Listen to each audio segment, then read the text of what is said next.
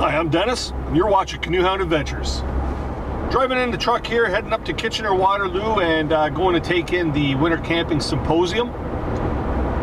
It's November 23rd, and 7:25 in the morning. Just headed through Hamilton right now and listening to the boys on Paddling Adventure Radio. So, enjoy the ride, and we'll see you at the symposium. All right, so here we are. Arrived at the University of Waterloo, and just going to be making our way up. Going to see if I get hooked up with my buddies and kid products first, and then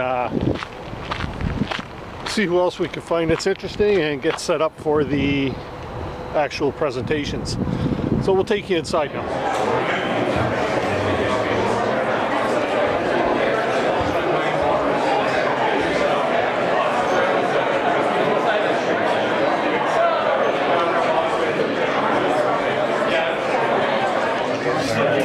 So things are starting to fill in here, and just run into my buddies here from Kid Products and said hi to Ingo and the fellas, and they're marketing their stoves right now. And I see another friend of mine that's on my regular on my live streams. That would be Martin Pine. We're going to hook up with him and see if I can't get a seat that would be nice and close to him. So look who I run into here. As I mentioned, regular on the Canoehound Outdoor Adventure Show. We got Martin Pine. How you doing, Mike? Good.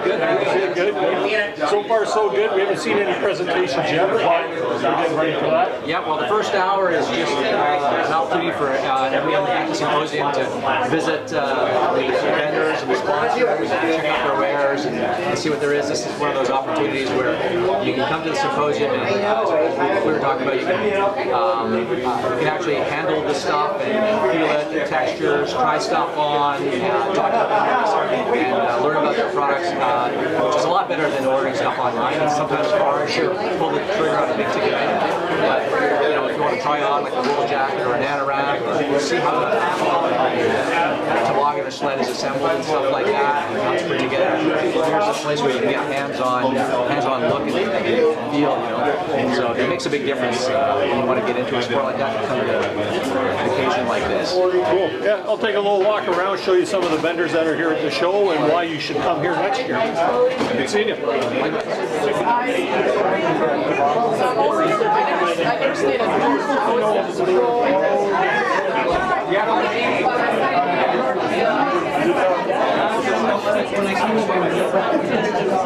Here we got some of our regulars on Canoehound's Outdoor Adventure Show. We got Karen. This is Mama Bear's backpack. Oh, she's even got the logo going. All right. Hey, introduce yourself, sir. And we got Dan Mill. You'll see him on some of our regular live streams. So come on, check us out, join them, and actually you're on the show one day. So. Yeah. I'll probably come back in. Oh, for sure. Yeah. Having fun. For sure.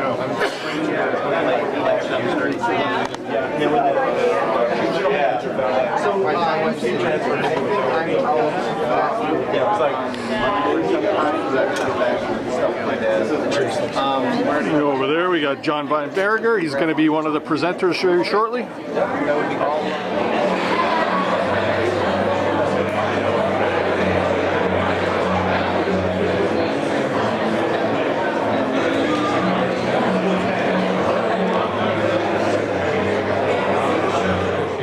This is our third annual Ontario Winter Camping Symposium. Thank you very much for your support. It can't happen without you. Is there anybody who's been here for all three of our bunch? Oh, thank you very, very much for your attendance.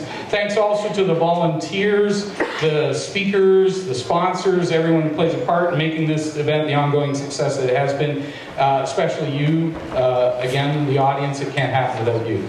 International forward and correspondent for Paddling Adventures Radio, way to go. Being an avid paddler, John recognizes the importance of safety in the backcountry, and in doing so, he founded his company, The Outdoor Kind, which focuses on supporting North American first responders. And the important thing to know, as I've mentioned already, John is from Wisconsin, which makes him a cheesehead. Can we welcome John?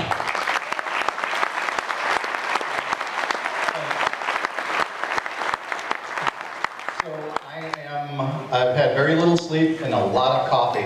So I'm gonna bust through this. We've got about, David has given us 40 minutes to go through this. So what we'll do is we'll get this up and running. 38 now. 30, wait a minute. It's 10:02, buddy. So what we'll do is we will talk about, thank you. We'll talk about a couple of things, okay? What I really want to do first though, because I knew he was going to give me a hard time about being a cheesehead, we need to discuss this. Because this is what people think of with Wisconsin, right? So bear with me just a second here. Beer and cheese pairings, okay? It is not all about beer and cheese pairings. Yes, it is. Okay, some of it may be, but I want to talk to you about the other things Wisconsin is known for, okay? Our technology. Our manufacturing. People don't realize this, okay? People think everybody wears cheesehead. That's not true. People think that Super Bowl MVP, Aaron Rodgers, people in Wisconsin have, like, you know, an obsession with. That's not true either. Sort of. People think that water sports and paddling in Wisconsin is like, you know, it's a bunch of rednecks going out and doing stupid things on the river. Okay? That's not true. So I want to just put all of these things to rest this morning, okay? Now, again, I am a cheesehead, and there are sometimes you can take the boy out of Wisconsin, but you can't take the Wisconsin out of the boy, all right? That's up on the Yukon, that's my lunch, that's cheese and beer, and I'm wearing my Packers shirt, my Milwaukee Brewers hat, and I feel like I should get some money from the Travel Bureau for this. And if we have anything about here that, you know, this is, these are two of my favorite Canadians. They're up in Bowmanville. And whenever I come to visit, they know me as Cheese John. So I have to own it. I have to acknowledge it. So this morning, I was up in Algonquin this last week. I was up there for about 6 days. And it was great. Got to see some river otters feeding and got some photos, and it was just a really nice time. That's my second time up there. My last time was last year after this event, and went up with Camper Christina, and I had my cold tent up there at the time. And so I had a Big Agnes 4-season tent. I loved it, it was great. I'd never been to Algonquin before, so that was awesome. And so we got out, we got to do some hiking, pretty wonderful. This year, I got to take up my snow tracker. And this is sort of like my maiden voyage with a new tent and stove, which I loved. The thing though is, it's like after you move from cold camping to hot tent, it's really going to be hard to go back now. I feel really spoiled. And like, and especially as I'm getting older, right? You know, the bones and muscles don't move as well. And this is like my glamping picture, okay? Let me describe this to you. This is my space heater heating up my carafe of coffee underneath my table and above my cooler. I mean, this is like super glamping for me, right? So I've just lost all credibility with you as an audience now by showing this picture. So, and there you will be exhausted. The tears will probably be yours, as well as your child, because what we do is tough. Being a parent on the best of days is still challenging, let alone when you add different elements and a lot of unknowns. So I'm going to go through kind of the main questions that a lot of people ask me about what we do, how we do what we do. So this is a little bit of an overview, looking at our goals, kind of how this whole thing works. How do you actually make this happen? What do we take? How do we travel? And then, of course, what do the kids do?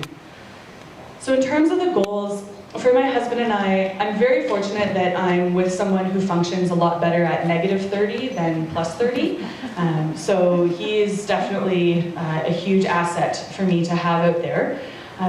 We started having a family because, for a lot of reasons, but we started having a family, we really wanted to make them part of what we do. And in this photo, we're heading out for 5 days. I'm pregnant with our son, about 3 months here. My Carhartts are attached with like an elastic around the button, like pulled through. And it's just inherently a part of who we are, is being out there in any type of time of year. And we want our kids to be a part of that. We want all future generations to be a part of that.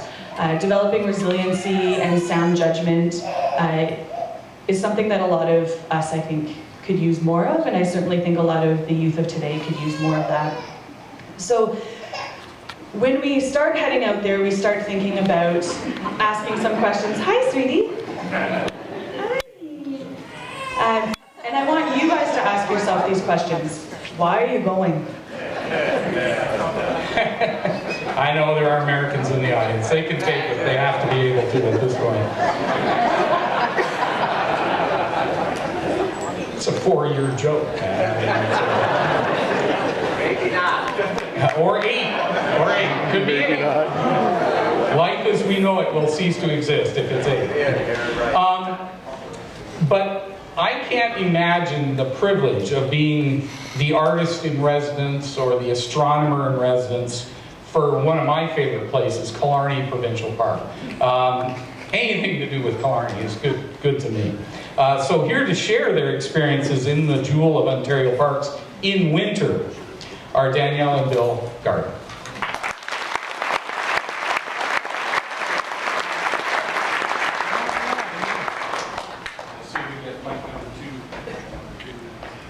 Well, thank you for having us here. So we're doing something a little different because we're 2 teachers, just like Mercede and her husband. We go up to Killarney throughout the year. I sort of figured that we spend about 25% of the year there. And silly teachers that we are, we stop teaching and then we go to Killarney and teach. That's what we do.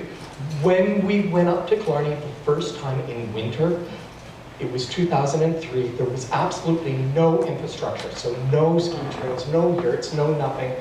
And we asked our hairdresser at the time, who had a cabin in Killarney, can we rent that place? She looked at us and went, what? Are you crazy?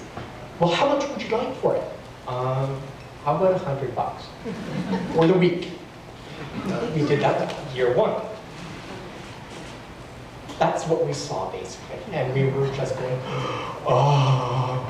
So we went back the following year, another $100. Year 3, we had the reservation, and then the hairdresser went, no, we want to go up and see what the hell you're talking about. So ever since then, that was thankfully when Killarney started putting in the yurts, and then we started cold tenting, and last year we were here at the Symposium, and we walked out with an Esker hot tent.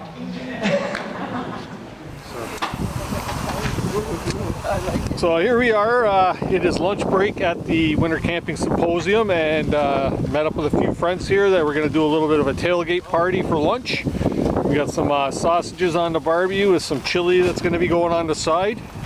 We got Chef Danielle over here, and Mama Bear in the background.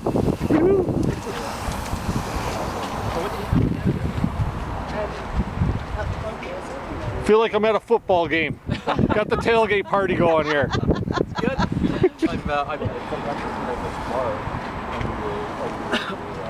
A couple familiar faces over here.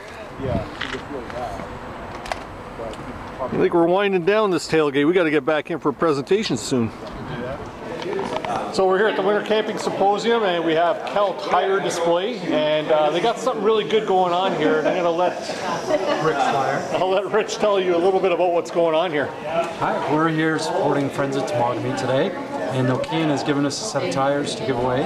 So for $10, you get an arm's length of tickets, and you get a free set of tires, summer, winter, all weather, whatever your choice, at any Cal Tire location across Canada. That's awesome. That's awesome. It's going to such a great cause. If you haven't already checked it out, check out Friends of Temagami, and you'll see what that organization is all about. Anyway, so here we are at the Winter Camping Symposium, and I just run into somebody I follow quite regularly. This is Wade from Woodswalker 1965. How you doing? Doing great. everybody. Good. If you guys haven't already, check out his channel. This guy's a lot more adventures than I do. No, actually, you got a lot. I really like the video where you made the bread. I went and bought myself a Dutch oven. So I'm going to give that a try. Dutch oven this time. Yeah, so if you haven't already, check them out, and we'll see you soon. That wraps around trees for hanging, keeping your campsite organized, as well as some key tag / gear organizers, and the winner is 5668. to the nearest road, because that's how remote their site is. So they're truly living off the grid, and they're very excited. They just got some solar power put in, and life's getting much brighter, isn't it? Yeah. So they're here to tell us about Dave's here to tell us about one of their guided winter travel trips, and he's one half of the Lure of the North team. Let's give a hand for Dave.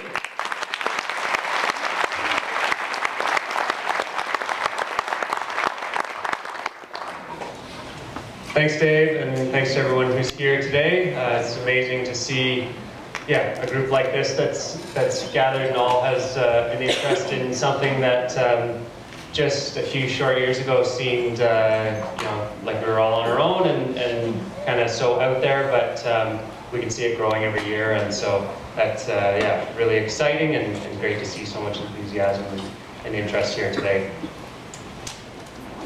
As Dave mentioned, I'm only one half of Lure of the North. Well, actually, we now have some other amazing people that we're surrounding ourselves with and working with. But it started with my wife, Kylan, and I. And I know any of you that know us both would have preferred her to be down. But it's just me today. She isn't going to jump out from behind the curtain. So I'll have to do. I am sorry that she wasn't able to make it. She would have loved to have been here, and certainly will be next year if conditions are a little different. So just various things going on right now. So anyways, I just wanted to start my presentation with a little bit of background about us and who we are and what we do, because this is our first time presenting at this location. So I thought I'll spend a few minutes on that, and then I'll get into our Trans-Temagami trip that I'm here to talk about. So we started winter camping when we were in school at Laurentian in Sudbury, and this is a photo from 2004, so about 15 years ago. And we basically approached it just as a hike in colder weather. Television celebrity, modern day adventurer, that's his Buck, right? And Jim is Buck's owner, I guess that's how I describe it. Character, yes. Heck of a nice guy. He is now, this is his third symposium that he's speaking at. And, we just love having him every time he can make it. It is always a highlight to hear from Mr. Jim Baird. You're welcome.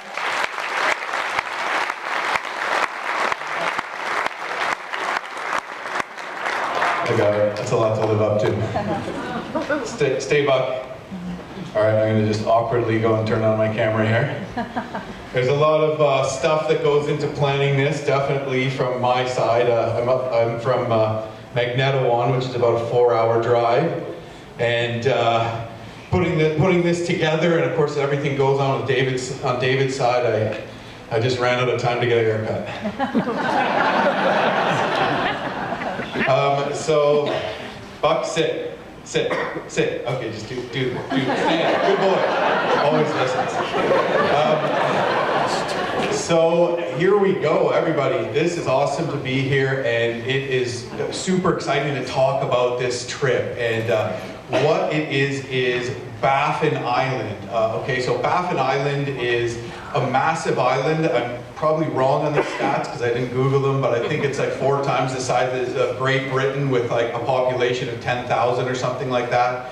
It's absolutely laden with gigantic, majestic, snow-spattered mountains, and it's just a totally legendary place.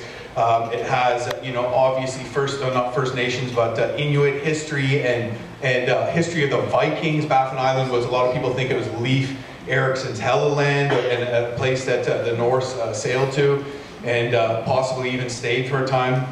So a really interesting kind of place with this mystique, and part of it is a place called Akshaya Pass, and it's actually a national park, part of Ayuwituk National Park, which means the land that never melts. And so this is just this epic preserved area that's got the world's largest vertical face and all kinds of stuff in it, and sort of just a bucket list trip for me. But of course I couldn't just do the national park. I had to do a much longer route and use that corridor as sort of the main highlight of my trip. Here you can see where Baffin Island is, where Akshaya Pass is.